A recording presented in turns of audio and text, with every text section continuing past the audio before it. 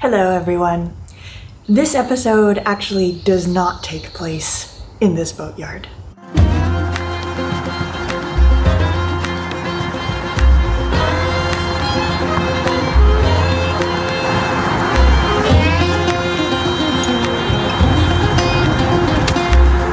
Alright, out of the boat shed and on the road today, we are going to go do something that neither of us have ever done before.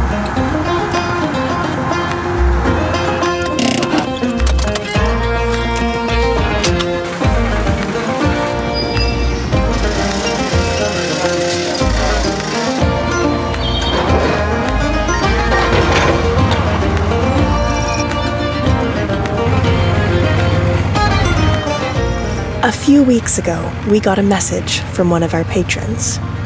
It read, "Hi Maya and Aladino. I just had a huge 3-legged Nootka cypress tree fall on my property due to high winds. The logs will be milled at my friend's house. I was wondering if you wanted to be involved in the milling process and maybe go home with a few slabs of wood. It might make for a good story. Arnie." Well, we agreed with Arnie. This sounded like a pretty good story.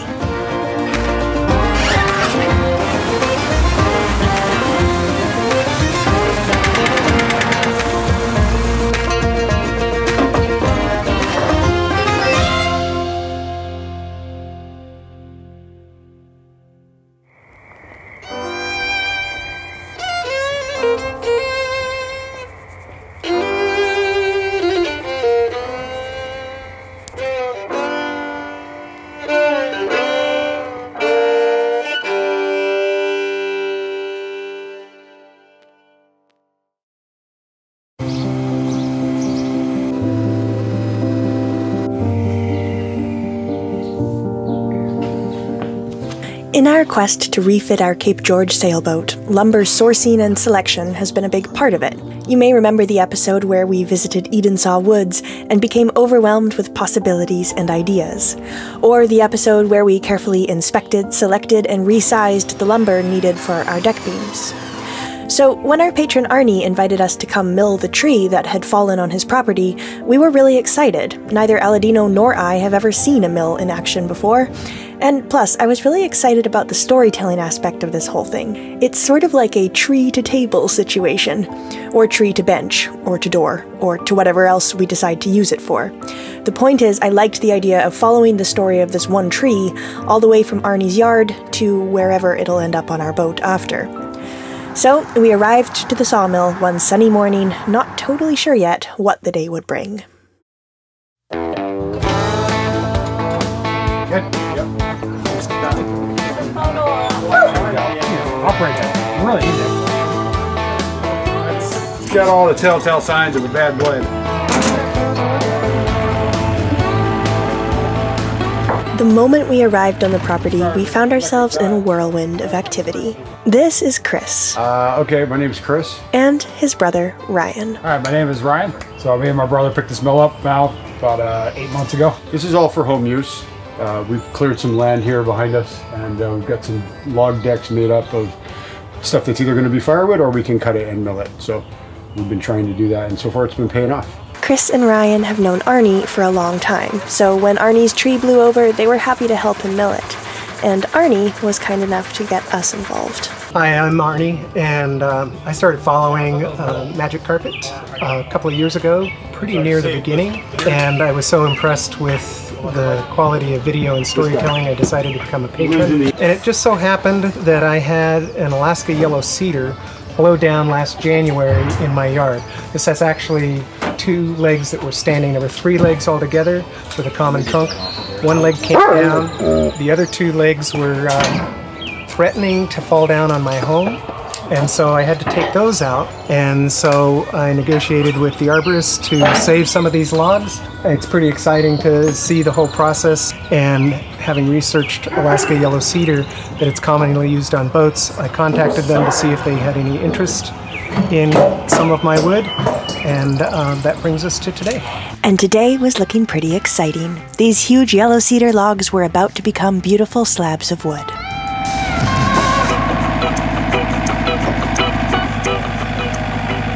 Alaska yellow cedar and Nootka cypress are two names for the same tree, and it's the exact material we've been building our deck beams out of.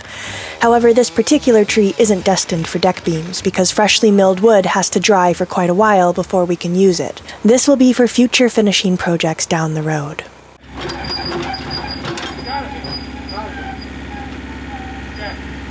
The milling process started each time by placing an entire log on the mill and then arranging it so the desired side was facing up. Almost there. I think, right?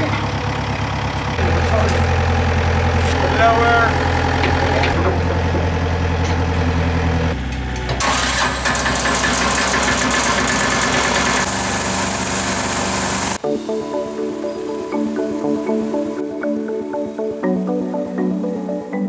It's a pretty basic mill. It's not your, it's not the bottom of the pole there, but it's yeah, it's pretty basic, pretty easy to use.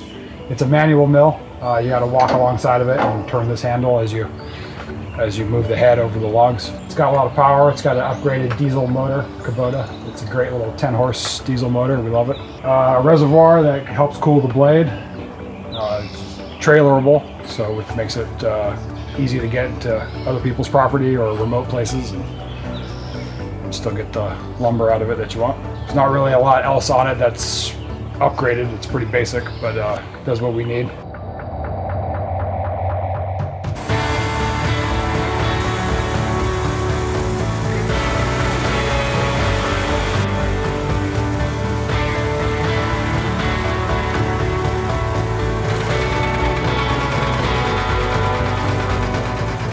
It was actually pretty fascinating to watch this machine do its thing. The blade slid along the tree, revealing slab after slab of absolutely beautiful wood. After walking around Edensaw and getting a bit of sticker shock from the prices on slabs like these, it felt almost ridiculous to keep pulling one after another off the mill.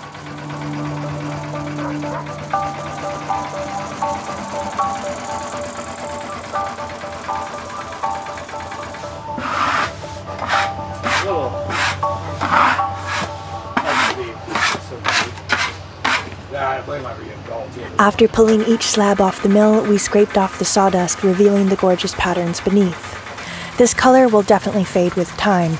Right now they were still damp from the blade, but can you imagine a tabletop or bench or something made from these pieces? They were so beautiful. Freshly milled slabs get stored with these scrap pieces of wood called crippling between them to allow airflow. The best way to dry wood is simply with time and dry air, which is why we won't be using these anytime soon.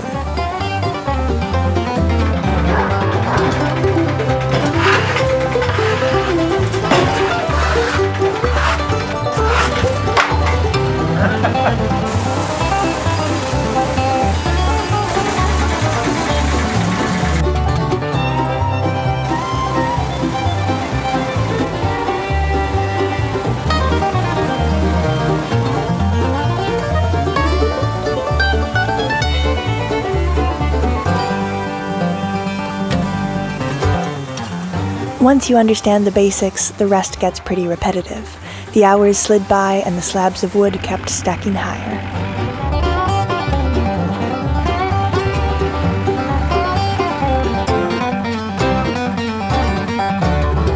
Well done, Ryan.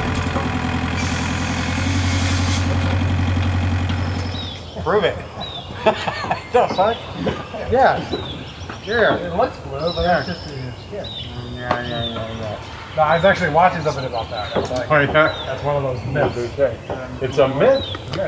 With so many logs to run through the mill, the day stretched long into the evening, and we were still there as the sun fell behind the tall trees. Like Ryan said, the mill itself is pretty simple. You adjust the height of the blade, and then just walk alongside it, spinning the handle to move it along the tree.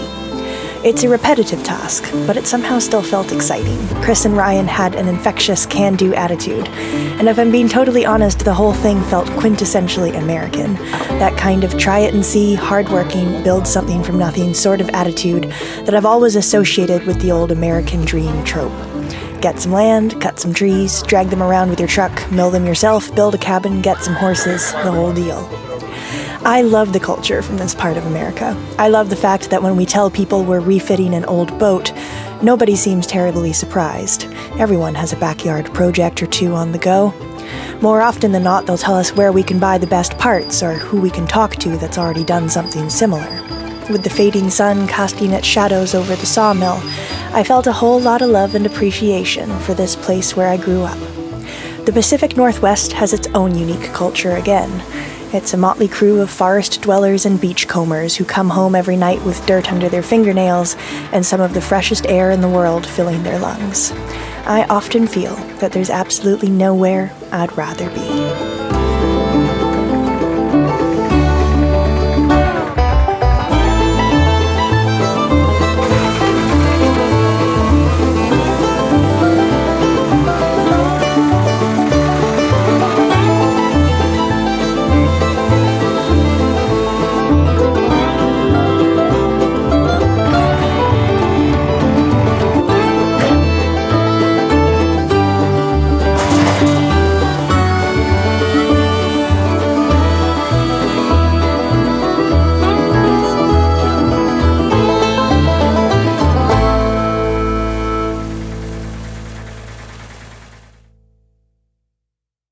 We're finished.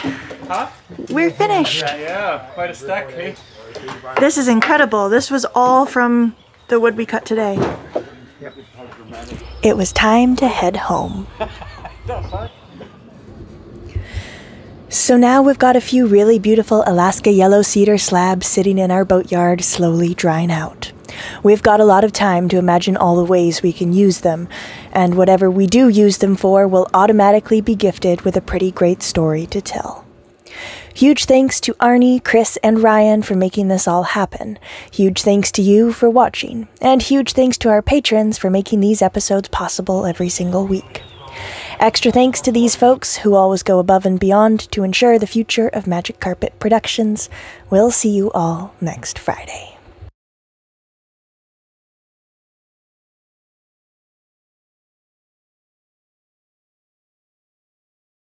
This one is called Ragtime Annie.